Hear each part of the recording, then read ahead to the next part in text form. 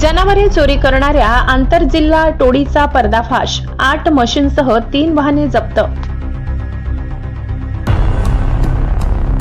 धुळे तालुका पोलिसांनी जनावरे चोरी करून परिसरात दहशत निर्माण करणाऱ्या एका आंतरजिल्हा टोळीला जेरबंद केले।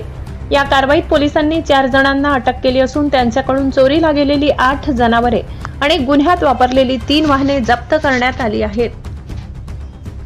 बोरविहीर येथील विष्णू गवडी यांच्या गोठ्यातून 20 फेब्रुवारी रोजी 1,33,000 रुपयांच्या 8 म्हशी व पारड्यांची चोरी झाली होती।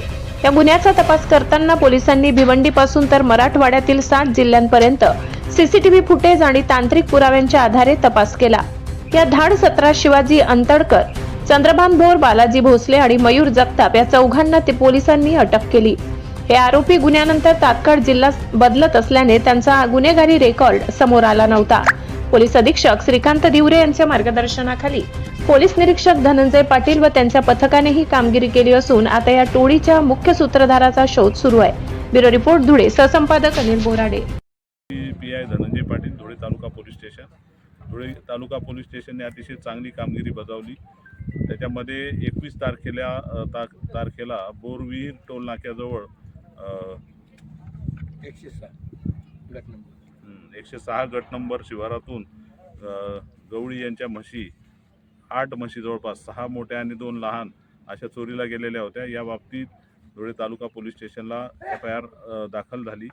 धुळे तालुका पोलीस स्टेशनच्या टीमने अथक प्रयत्न करून पूर्ण मराठवाडा परिसर पिंजून काढला आणि ह्या 8च्या 8 म्हशी सुखरूप अशा मिळवलेल्या आहेत। याच्यामध्ये एक चांगली मोठी गँग निष्पन्न झाली आहे।